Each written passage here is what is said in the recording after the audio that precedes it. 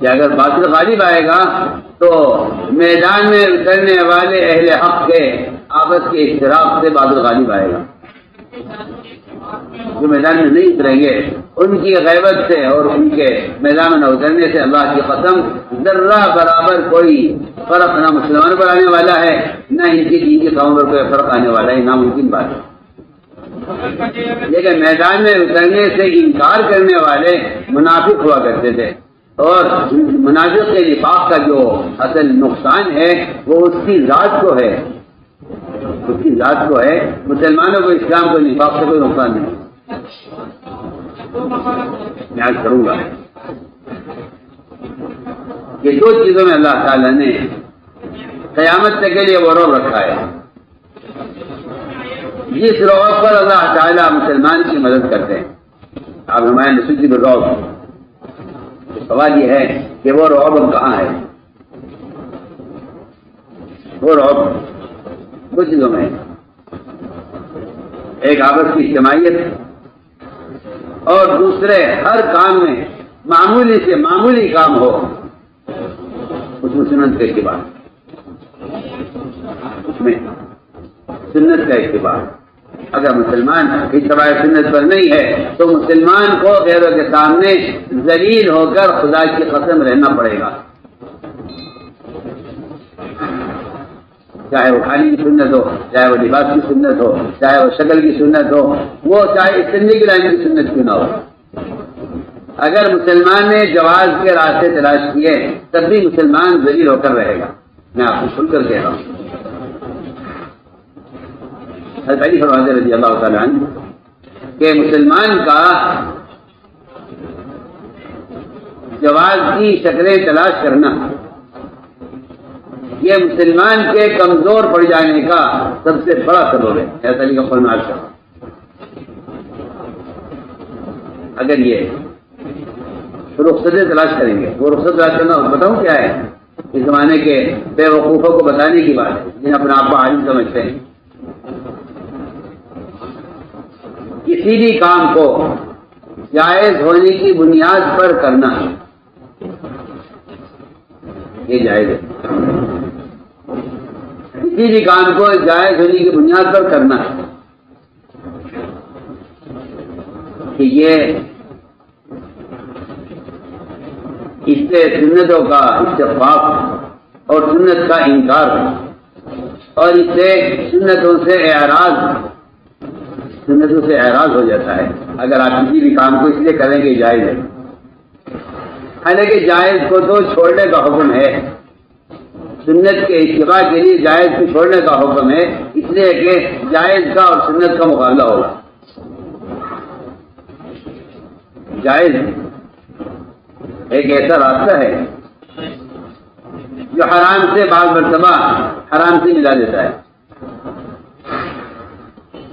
کہ جائز ایسا راستہ ہے جو حرام سے ملا دیتا ہے, اور اس کے حرام کے درمیان جو ایک دیوار ہونی چاہیے اور ایک رکاوٹ ہونی چاہیے, جائز پر چلنا دیوار کو منہدم کر دیتا ہے, ختم کر دیتا ہے, اور اس کے اور حرام کے درمیان کوئی رکاوٹ باقی نہیں رہتی. مجھے عرض کرنا ہے اس سے پہلے کہ سارا رعب جو اللہ نے رکھا ہے وہ اتباع سنت میں ہے. وہ اتباع سنت میں ہے. اس لیے کہ میں ایک مثال کرتا ہوں کہ مسلمان کے اندر شجاعت اور بہادری باطل کے مقابلے میں کمزور نہ پڑنا, اس کا واحد راستہ وہ اتباع سنت ہے.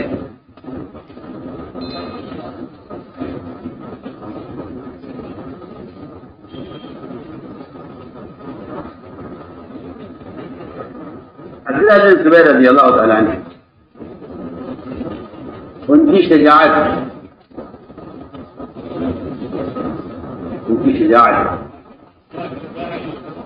اور ان کا ان کے اندر جو ہے دلیری اور استقامت کہ جب پتھرا ہو رہا تھا کعبے پر تو یہ نماز میں ایسے کھڑے ہوئے تھے کہ گویا انہیں معلوم نہیں کہ کیا ہو رہا ہے، اور یہ ان کی شجاعت اور ان کی ہمت تھی کہ ان سے ناحق مطالبہ کیا گیا، ناحق مطالبہ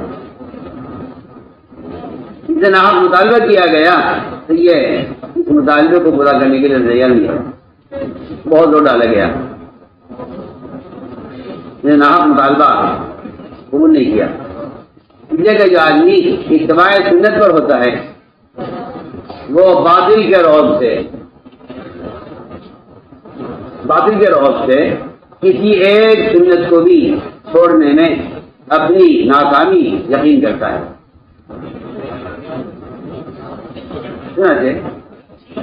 ان سے مطالبہ کیا گیا اور ناحق مطالبہ تھا۔ انہوں نے جواب میں یہ کہا وَلَا أَلِينُ لِغَيْرِ الْحَقِّ قُتَلُهُ حَتَّى يَلِينُ لِغِرْسٍ مَا بَغِي الْحَجَرُ، کہ میں ناحق مطالبے کو کبھی قبول نہیں کروں گا، اس لیے کہ چبانے والے کی داڑھ میں پتھر نرم پڑ سکتا ہے، لیکن عبداللہ بن زبیر یہ ناحق مطالبے کو قبول نہیں کر سکتا۔ یہ ہو سکتا ہے کہ چبانے والے کی داڑھ میں پتھر نرم پڑ جائے۔ ولا عليم لغير الحق يسأله حتى يلين لغير ما بغي الحجر، یہ چبانے والے کی داڑھ میں پتھر نرم پڑ سکتا ہے لیکن ناحق مطالبہ آپ کو پورا کر دیا جائے یہ نہیں ہوتا۔ اس لیے کہ جو آدمی مخلوق کو راضی کرنے کے لیے ناحق مطالبے کو پورا کر دے یا مخلوق کو راضی کرنے کے لیے حق سے زبان دبا لے تو فرمایا کہ ایسا شخص مجاہد ہے جو لوگوں کو خوش رکھنے کے لیے یا کسی اپنے قوم یا اپنے دوستوں کو راضی کرنے کے لیے اگر حق کا انکار کر دے یا کم سے کم اتنا کر لے کہ حق کو چھپا لے، اس لیے کہ بعض مرتبہ حق کا چھپا لینا یہ ناحق کی تائید کرنا ہوتا ہے۔ کہہ رہا ہوں کہ نہیں جی ہم تو خاموش ہیں، کسی کہتے کہ نہیں، آپ اس مقام پر ہیں، اگر آپ بات سے خاموش ہو گئے تب بھی آپ منافق کہہ رہے ہیں۔ میں بہت اہم بات کر رہا ہوں کہ ایک عام مسلمان جس کے پاس ایمان زبان کھولنے کے بقدر بھی ایمان اس کے پاس نہیں ہے، اگر وہ خاموش ہو گیا ہے تو بخش دیا جائے گا، لیکن اس پر کسی اجتماعی کام کی ذمہ داری ہے، اگر وہ ناحق بات سے خاموش ہو جاتا ہے تو اس کی خاموشی باقی کی تائید کرنا ہے۔ ہم کچھ کہہ رہے ہیں، ہماری بات توجہ جاتی ہے، اس کی خاموشی باطل کی تائید کرنا ہے۔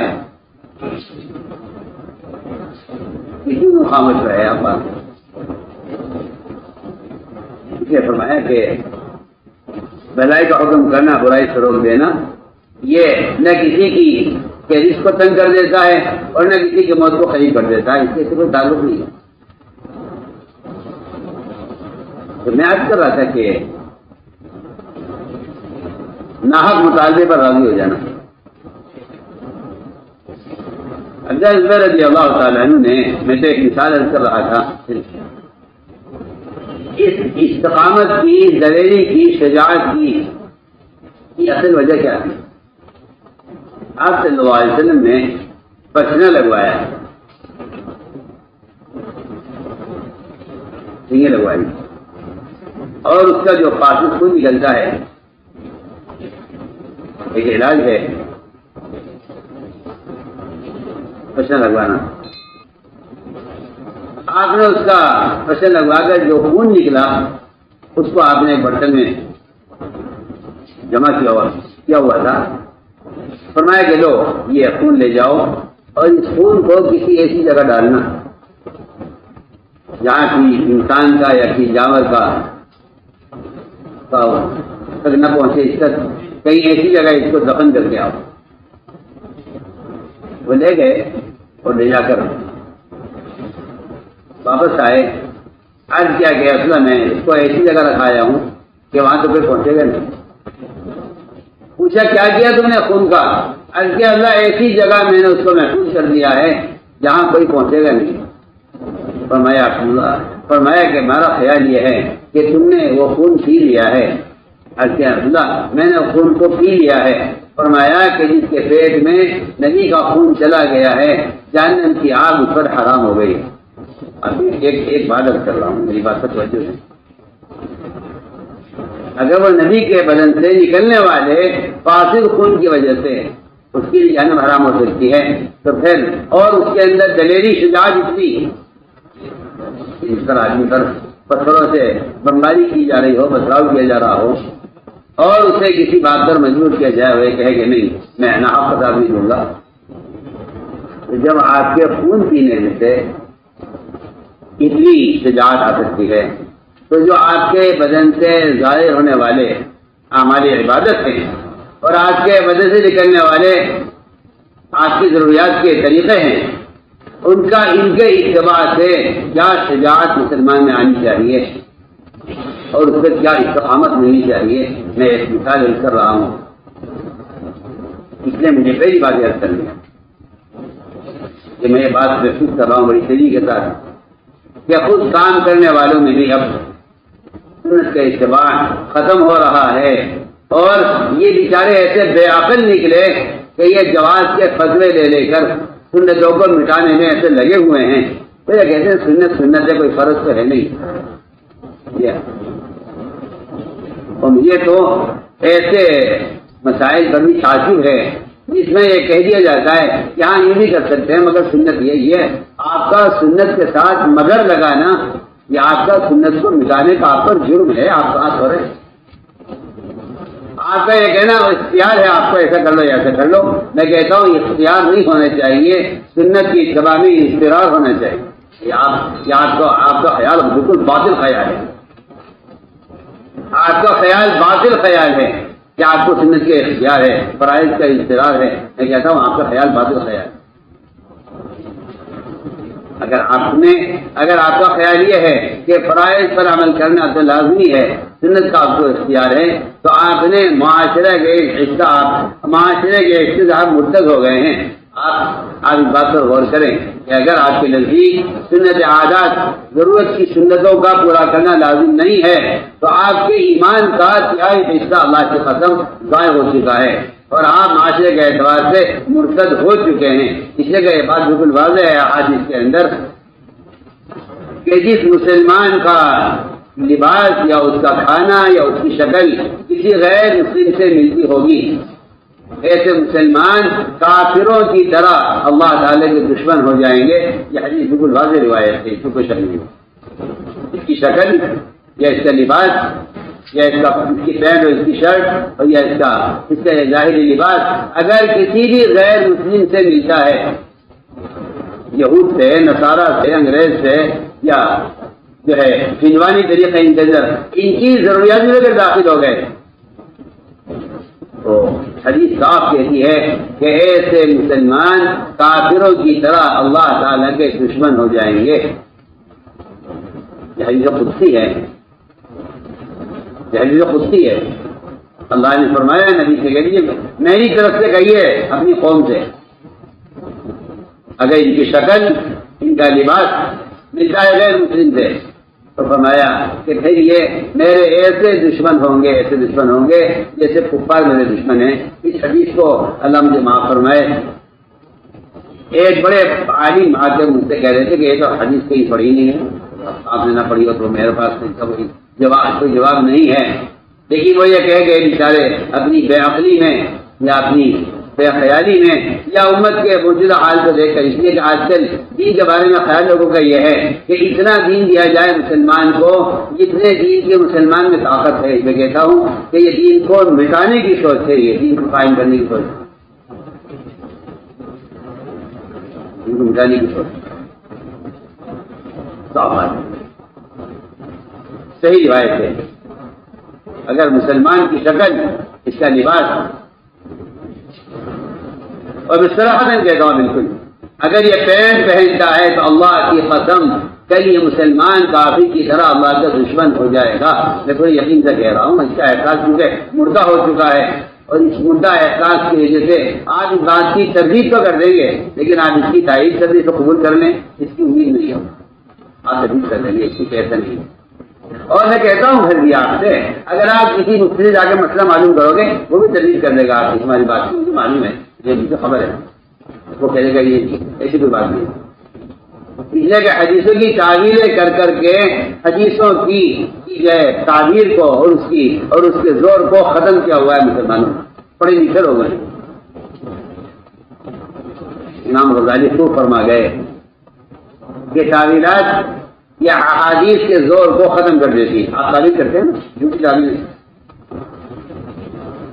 آپ حدیث کا وہ مطلب نکالنا چاہتے ہیں اس سے عوام کو راحت رہے، اور عوام جس رخ پر چلنا چاہتے ہیں اس رخ پر چلنے کا انہیں جواب مل جائے، آپ وہ چھوٹی تعبیرات کرتے ہیں حدیث، ورنہ حدیث اس کو بالکل صاف صاف فرما دی کہ اگر مسلمان کا کھانا، اس کا پینا، اس کا لباس، اس کی شکل، اس کا اٹھنا بیٹھنا، اس کا تعلق اور اس کو محبت وہ کافروں سے ہے، تو پھر ایسے مسلمان کافروں کی طرح پھر اللہ کے دشمن ہو جائیں گے۔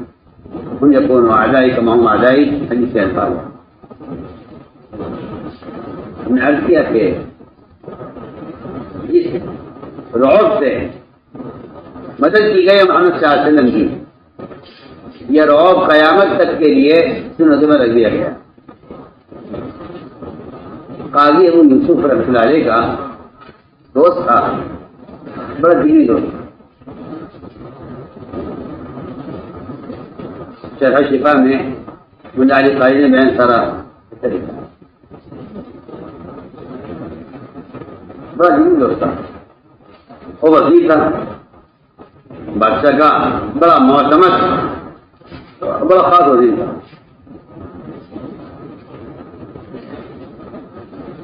قاضی یوسف نے ان کو مدعو کیا کھانے پر، اس نے مجھے کھانے میں کیا ہے، آپ نے میرے لیے کیا بنایا ہے کھانے میں؟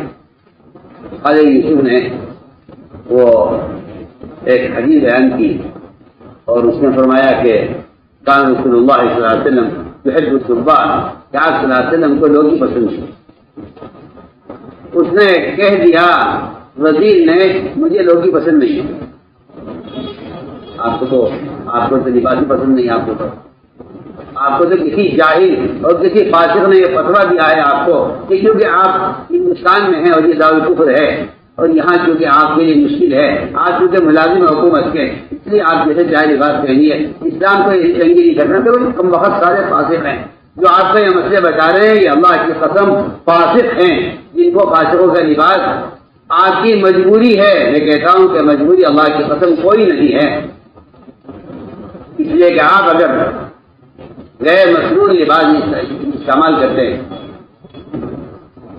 آپ اللہ کے یہاں مجرم نہ رہیں اور اللہ کے یہاں معذور قرار دیے جائیں، اس کے لیے 3 شرطیں ہیں۔ اگر وہ 3 شرطیں نہیں پائی جاتی، اگر وہ تینوں شرطیں نہیں پائی جاتی تو آپ اللہ کے یہاں مجرم ہیں، اور اگر وہ 3 شرطیں پائی جاتی ہیں تو آپ اللہ کے یہاں مجبور ہیں۔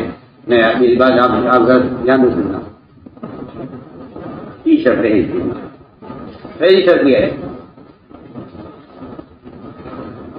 کہ جہاں قانونی سخت رکاوٹ ہے اس کے بغیر آپ ملازمت نہیں کر سکتے، تو پہلی شرط اس کے لیے یہ ہے کہ آپ اس کے لیے مسلسل اس کے لیے آپ قانون سے لڑیے کہ مجھے اپنی سنت پر عمل کرنے کے لیے قانون گنجائش چاہیے۔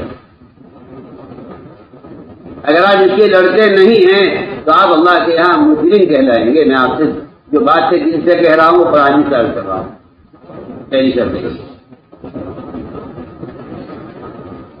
یہ پہلی شرط ہے کہ آپ نے اس سنت پر عمل کرنے کے لیے قانون کے مقابلے میں کیا کوشش کی، آپ نے پہلے بتائیے۔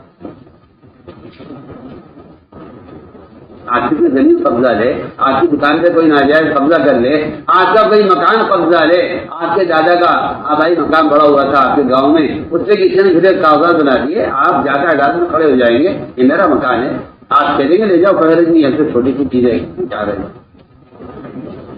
یہ آپ پر تعجب ہے۔ آپ روح بلوا کا نام لے کر آپ نے سنتوں کو ختم کیا ہے، اور یہ کہا ہے کہ حالات ایسے ہیں، ان حالات میں سنت پر عمل کرنا کیسے ممکن ہو سکتا ہے، لہٰذا مفتی صاحب آپ کو اس بارے میں بڑا فتویٰ دے دیجیے تاکہ عوام کو راحت ہو جائے۔ میں کہتا ہوں یہ راحت نہیں، یہ نفاق ہے، یہ کوئی راحت کا راستہ نہیں۔ آپ بھول گئے متقدمین کے فتوے، آپ بھول گئے متقدمین نے اس بارے میں کیا کیا تھا، میں اس کو عرض کروں گا۔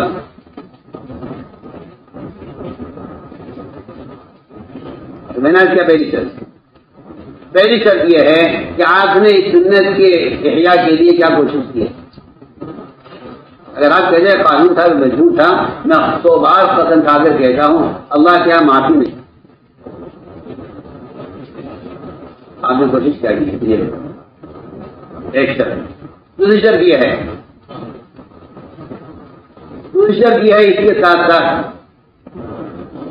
کہ جب تک آپ اس ڈپارٹمنٹ میں رہے جہاں آپ اپنے مصنوعی لباس میں نہیں جا سکتے، وہاں سے نکلتے ہی آپ نے لباس بدلا یا نہیں بدلا؟ اگر آپ وہاں سے نکلتے ہی کپڑے بدل لیتے ہیں تو آپ اللہ کے یہاں معذور قرار دیے جائیں گے، اور اگر آپ وہاں سے نکلنے کے بعد فوراً لباس تبدیل نہیں کرتے، جتنی دیر آپ اس لباس میں رہیں گے اللہ کی آپ پر لعنت ہوتی رہے گی۔ آپ سنیے میں کیا کہہ رہا ہوں۔ آپ کو آج کل کے بے دین لوگوں نے بے دینی کے وہ راستے بتا دیے ہیں کہ آپ کو مطمئن کر جائے کہ آپ پریشان نہ ہوں، ایسی کوئی بات نہیں ہے۔ میں کہتا ہوں فاسقوں کے مشورے سے سنتوں کی عادتیں ختم ہو رہی ہیں، ہمیں خود کا راستے کہہ رہا ہوں۔ شرط یہ ہے اگر آپ وہاں سے نکلتے ہی لباس نہیں بدلتے تو آپ پر اللہ کی لعنت شروع ہو گئی ہے۔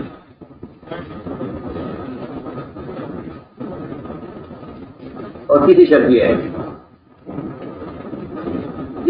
یہ ہے کہ آپ جتنی دیر اس لباس میں کسی ڈپارٹمنٹ کے اندر یا مجبور ہیں آپ دنیا کے کسی شعبے کے اندر غیر شرعی لباس پر آپ مجبور ہیں، غیر شرعی لباس کسے کہتے ہیں؟ اس سے صدر ظاہر ہو، یہ آپ کی حالت کا ثبوت ہے کہ آپ ایسے لباس کو غیر شرعی کہتے ہیں، اس میں صدر نظر آ رہا ہوں، یہ تو آپ کی حالت کا ثبوت ہے۔ حالانکہ غیر شرعی لباس کہتے ہیں غیر مسلم لباس کو، جو لباس خلاف سنت ہے وہ خلاف شریعت ہے۔ ہم اس کے علاوہ آپ باتیں بنائیے، آپ جدید فقہی مسائل نکالیے، یہ آپ کی جہالت کے لیے کافی ہے۔ ہم تو آپ سے عرض کرتے ہیں کہ صرف شرعی لباس مسلم لباس ہے، اور غیر شرعی لباس جو ہے وہ غیر مسلم لباس غیر شرعی لباس، اس کے علاوہ کچھ نہیں۔ سب آپ کے کھڑے ہوئے نئے طریقے ہیں، یہ سب آپ کے کھڑے ہوئے نئے طریقے ہیں۔ یہ شریعت میں ایسی کوئی گنجائش نہیں ہے کہ سنت کے اور حرام کے درمیان کوئی تیسرا راستہ ہو، کفر اور اسلام کے درمیان کوئی تیسرا راستہ ہو۔ اللہ نے بنایا نہیں، آپ نے بنایا ہے۔ آپ نے ایک تیسرا راستہ نکالا ہے جواز کا۔ ایسا کوئی راستہ دور صحابہ میں دور تابعین میں خدا کی قسم ہے کہ ملا نہیں ہے کہ یہ فرض ہے اور یہ فرض ہے اور یہ نفل ہے اور یہ سنت ہے اور یہ فرض ہے اور یہ جائز ہے۔ ہمارے پاس کچھ نہیں جانتے اس علاوہ کہ یا تو اسلام کا راستہ ہے، کفر کا راستہ ہے۔ ایک راستہ سنت کا ہے، خلاف سنت کا ہے، اس کے علاوہ کچھ۔